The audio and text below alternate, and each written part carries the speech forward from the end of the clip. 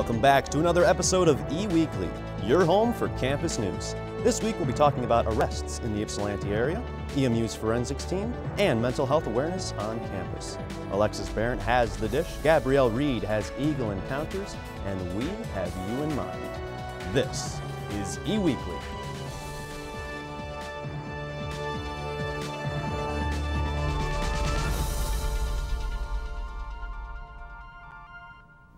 Hello everybody, welcome back to eWeekly, the only place to get the swoop on scoop. I'm David Pierce Anderson, filling in for Sarah Podaracki. And I'm Nina Maria Badalamenti. Thanks for joining us. Last week was our first show, and I think we did pretty good. What do you think, David?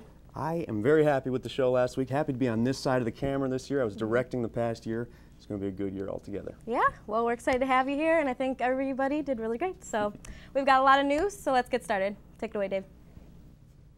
Improved advising procedures, growing financial aid, and stronger academic profiles are all factors leading to the improvement of graduation rates at EMU.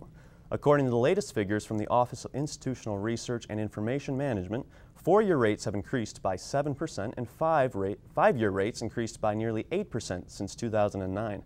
Six-year graduation rates are up by nearly 5% from the previous year's entering students. These changes can be attributed to several factors. Eastern has begun investing more into advising services, including new advising centers and increased staff. Additionally, entering students at Eastern are increasingly more prepared for college, with improved GPA and ACT scores.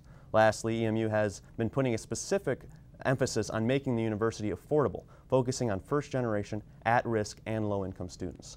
Graduation of the class of 2019 will bring new data, but until then, the current numbers are very promising. Multiple suspects were arrested by Washtenaw County Metro SWAT for the homicide of a former EMU student. On October 2nd, 5 Ypsilanti residents were arrested in connection to the murder of Christopher Marsh Jr., one in which was arrested on Eastern's campus and one just off of campus. Christopher Marsh Jr. was found lying on the ground with multiple gunshot wounds just months ago on April 28th at the Glencoe Hills apartment complex. Police believe that the shooting was a result of a drug-related robbery. At one of the arrests, witnesses saw 2 men being cuffed with several official police cars surrounding them and guns drawn on the scene. During another arrest at Walton Residence Hall, students reported several SWAT officers blocking the halls and not allowing any students to pass through. Other students actually saw the arrest happen just outside the dorm. EMU students did receive an email from the university stating that there is no ongoing threat to the Eastern Michigan University community. If anyone has any information on this homicide case, please contact Pittsfield Police at 734-994-2911. EMU's forensics team has been a powerhouse for years, and that trend appears to be continuing. The varsity team was crowned tournament champion at the September 22nd Forensics 500 Audrey Cunningham Speech and Debate Tournament in Indianapolis. Additionally, upperclassman Marissa Howard was tournament champion for informative speaking, and fellow upperclassman Kyler Chandler took first place for rhetorical criticism. 1 week later, the team of first-year students took third place in the Michigan Intercollegiate Speech League mini-tournament. This tournament was the first of many for the students who competed. Freshman Colton Blanton took first place in prose interpretation, and freshman Jocelyn Jones took first in impromptu speaking. EMU Forensics has placed in the top 10 nationally for over 40 years, with over 40 Michigan State team championships. Forensics competitors aim to give an audience a greater understanding of the world and their place within it, and our very own forensics team competes nearly every weekend, September to April, in pursuit of this goal. Approximately 1,100 college students die of suicide each year. And because of the stigma around mental health, many students don't seek the help that they need. Well, on October 5th, members of the EMU and Ypsilanti community took part in an event to try to put an end to this stigma. From 3:30 to 5 p.m. last Friday, the second annual Safe Now Walk for Suicide Prevention and Mental Health Awareness took place near Bob's Lake House on Eastern's campus. U.S. Representative of Michigan's 12th District Court, Debbie Dingell, was present at the event to offer her support for the cause. The walk was hosted by EMU's Counseling and Psychological Services and the EMU Safe Suicide Prevention Program in collaboration with various student organizations including Active Minds, Students for Recovery, and Student Government. Be sure to keep a lookout for more of these events at emich.edu/safenow. know a few people that went to that walk, and they said they picked up a lot of good information. So I recommend everybody go online and check out for more information there. We're going to take a quick break. When we come back, we'll have more news. In this day and age of compromised accounts and data breaches, having a strong password is not enough to keep you and your personal information safe. Someone who steals your password could gain access to all your data with nothing to stop them. The Eagle Security Package offers Duo, a tool that provides an additional layer of security to your online accounts through two-factor authentication. This means Duo not only uses something you know, your password, but also something you have access to, such as your mobile device. Duo's two-factor authentication gives you the power to keep your data safe, even if your password is lost. Once Duo is set up, you can access protected sites with your login credentials like you normally would. But it will now be preceded by a message sent to your mobile device prompting you to accept or deny the login. If it's you who logged in, hit the green button to accept it. But if it's not you, hit the red button to deny it. By doing so, this extra step will take a forefront stance at protecting your online accounts from being compromised or breached, and you'll know right away if an attempt was made. For more information about Duo, please visit tiny.emich.edu/Duo. Are you an EMU student interested in getting a first-hand experience working at a radio station? Well, say no more. EMU offers a class through Eagle Radio that will thoroughly prepare you for a real-life experience. But first, you have to register for the class. Pick a date and a time slot. Then the world is yours.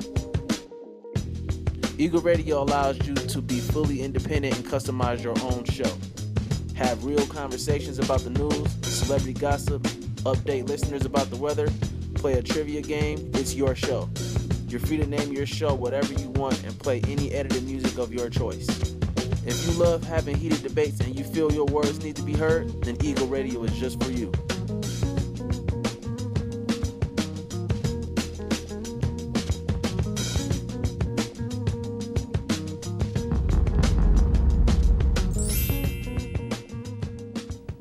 Welcome back. We have a couple more stories and then Alexis Barrett with The Dish.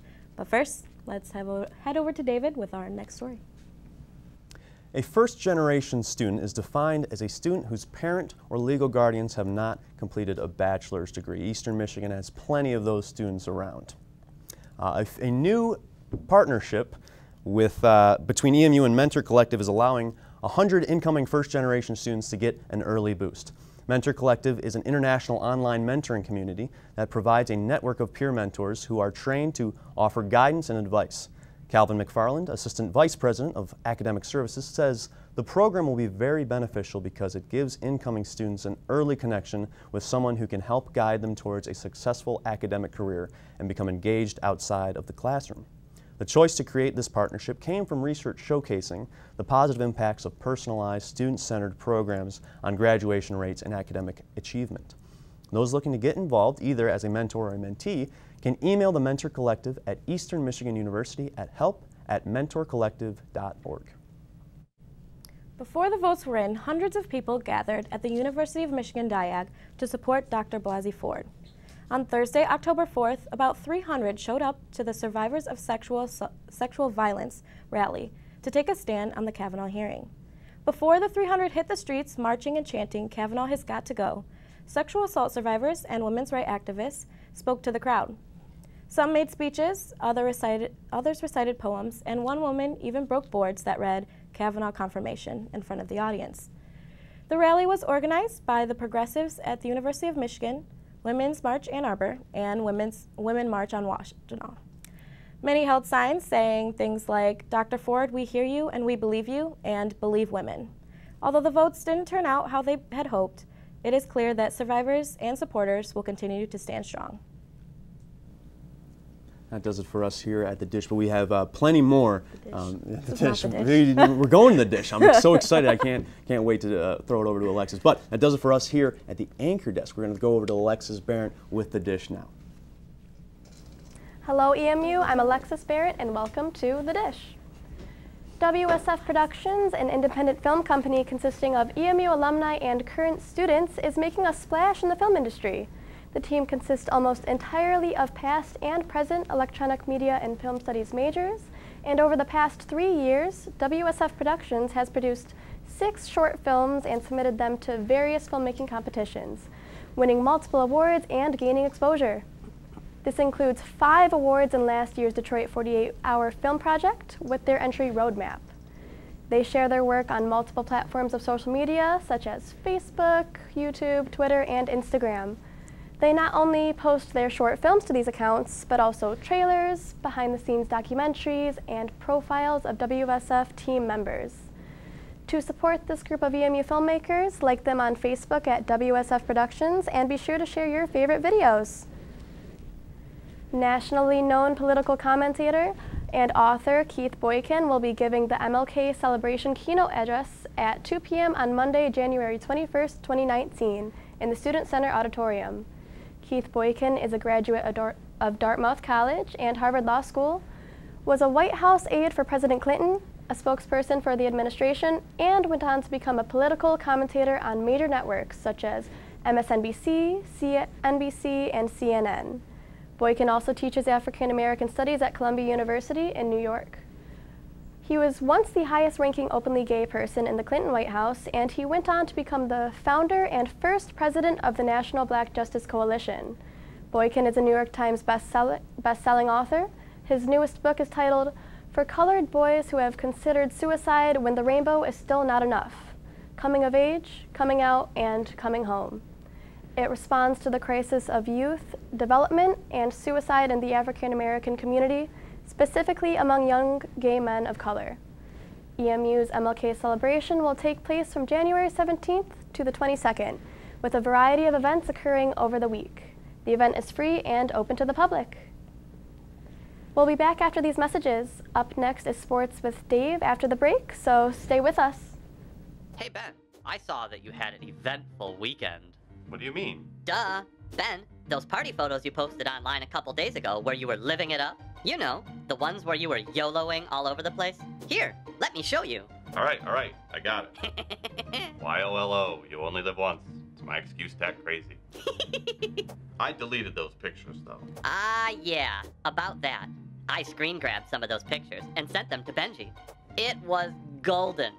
You have to remember, Ben, what goes online stays online. And once it's out there forever. Well, it's out there now.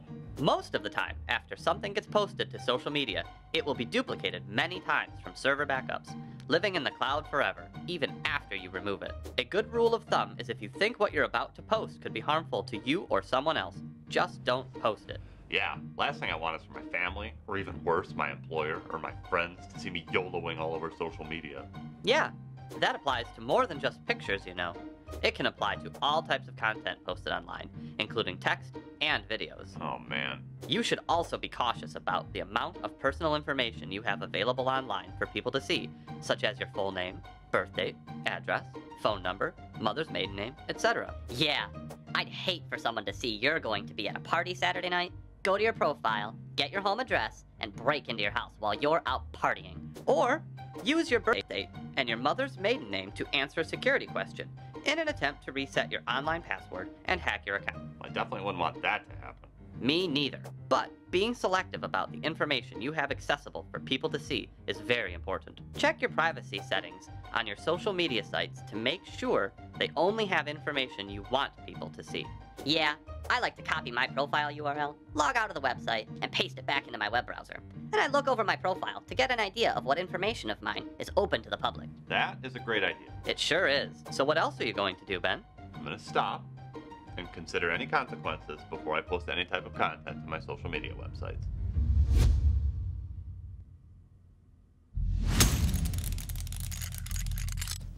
Welcome back to E-Weekly. I'm David Pierce Anderson giving you the latest on Eagle Sports.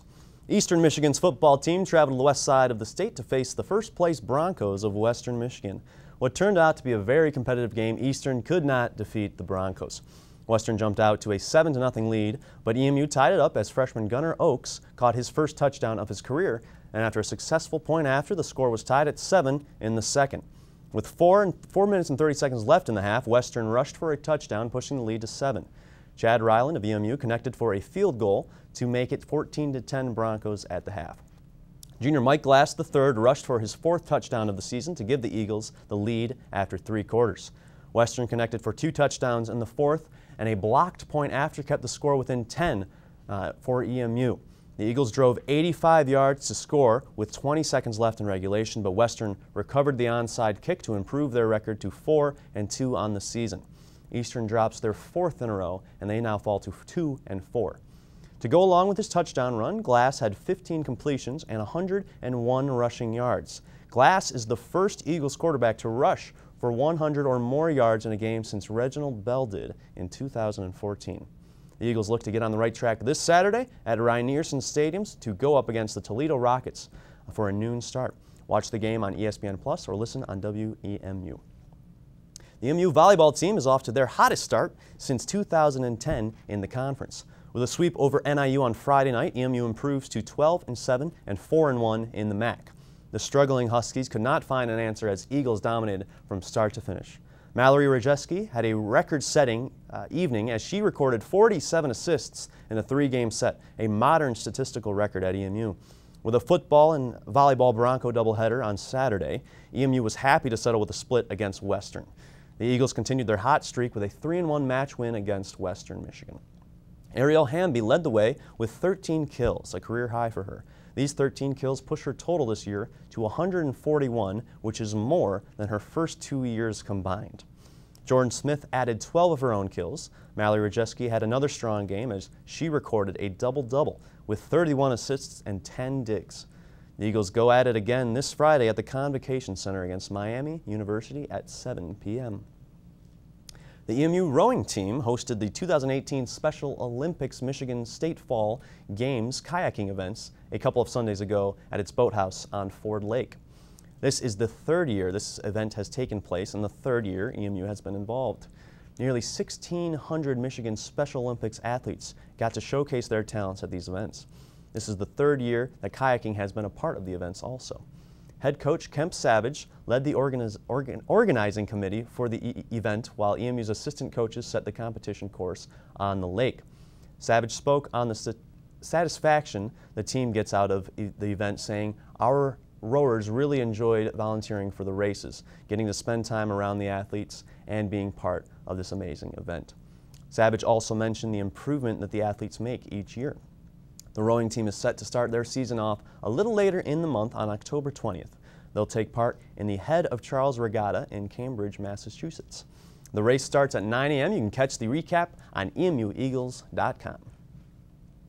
The EMU soccer team matched up against the league-leading Bowling Green Falcons in a Sunday afternoon game at Cochran Stadium. The playing conditions were dirty and the game was gritty itself. A low-scoring defensive battle kept the game scoreless until the 57th minute, when the Falcons' Nikki Cox knocked one in to put Bowling Green up 1-0. This score would remain despite EMU's strong effort to put pressure on the Bowling Green scorekeeper. On Eastern's side, junior Mabel Dunn put in a day to remember as she recorded 8 saves, tying a career high for her. EMU will travel to Northern Illinois for a game this Friday against the Huskies.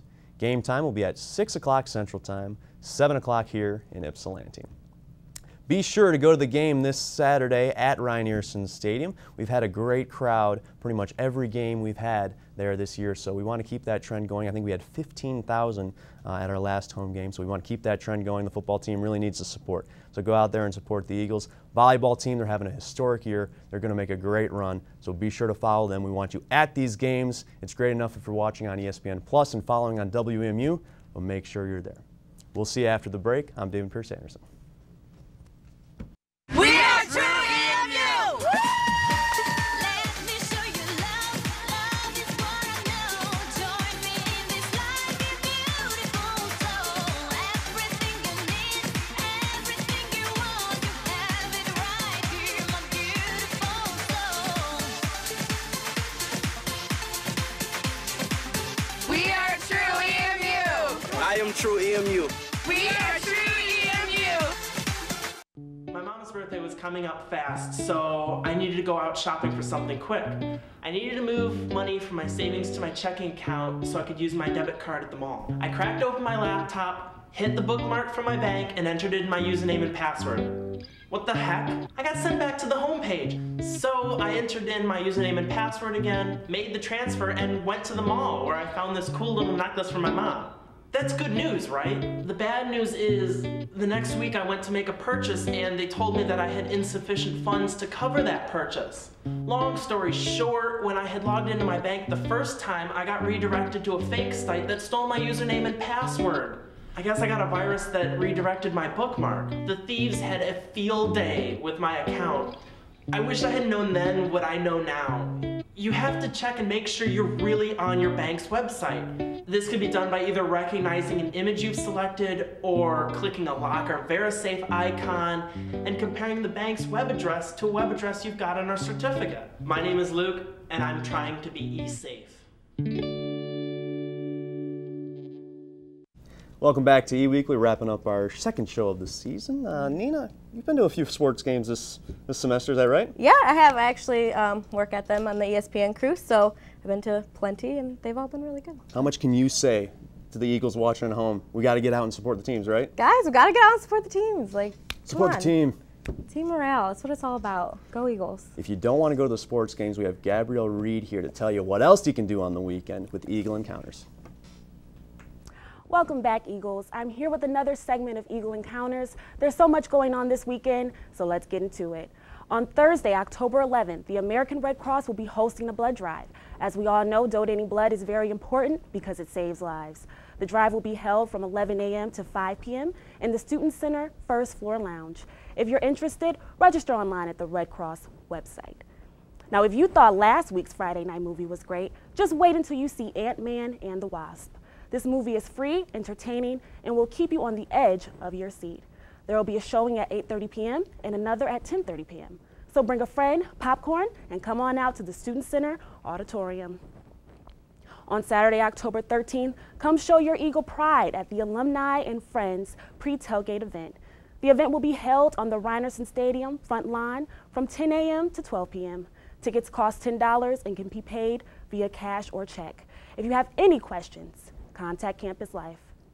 Now looking to the weather for this weekend. Friday is going to be mostly sunny with a temperature of 51 degrees. Saturday will be a little warmer with a temperature of 53 degrees. And Sunday will be a rainy 54-degree day with a 40% chance of rain.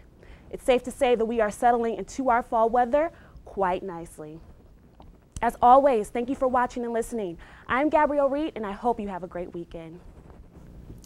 Thank you, Gabrielle. Looking at the weekend, we might need a jacket finally. I know. I can't believe the switch back and forth, the heat, the cold. I'm ready to just stay at one temperature, hopefully not too cold yet.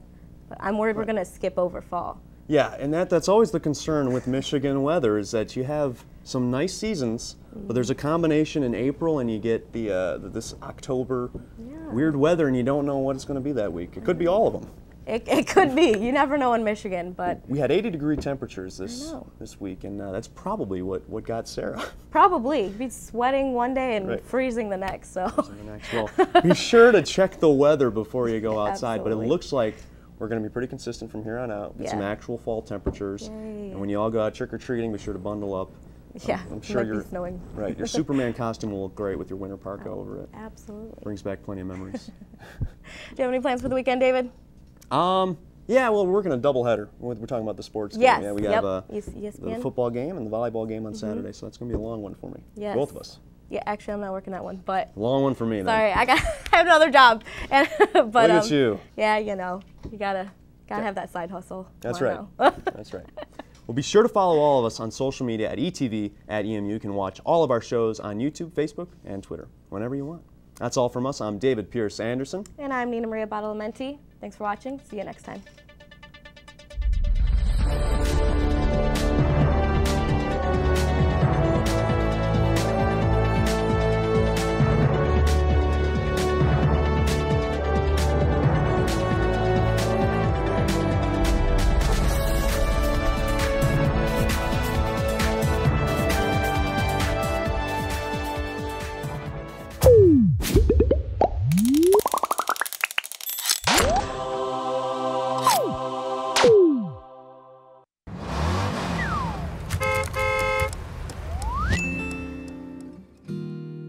I typically would describe Meals on Wheels in 3 words: support. What I mean by support is having somebody there every day you can count on, who's going to be there with a smile and a hot meal for you. First, I would say that I would be with them if I could, delivering for the people.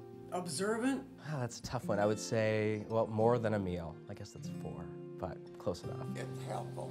I mean, just the fact that somebody's doing something for you should make you feel better. Abundance. Fulfilling is probably the main top one.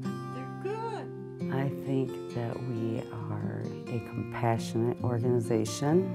I think it's great. I give it thumbs up. It keeps us independent. Yes. It's the easiest, most fulfilling job I've ever had. It keeps us independent so we don't have to depend on anybody. Independence. Caring and steady and present, like we're present for these people, every day. Joyful, brings a lot of peace and a lot of happiness to you at the end of the day. Sharing. Caring, responsible. I think vital to the community. 3 words? I think it's great, actually. Not trying to steal from Tony the Tiger, but yeah, it's great. It teaches you portion control. Loving the community that they work in, trying to make the community better. Helpfulness. Actually, it's fun. Believe it or not, it's really fun and fulfilling to be doing this type of thing. Patience.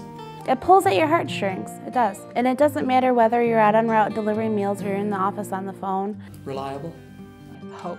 So people feel like they have hope, that they can stay in their home for as long as possible. I think all of us want to be where we're feeling most comfortable. Hidden, because we don't advertise. You know about the program, yet you don't think about the program. I think we're out there helping people more than a lot of people even know, so I think it's a very helpful program. I think it's a much needed program that there's a lot of people in our community who just really could use a program like Meals on Wheels that maybe don't even realize that it's there for them.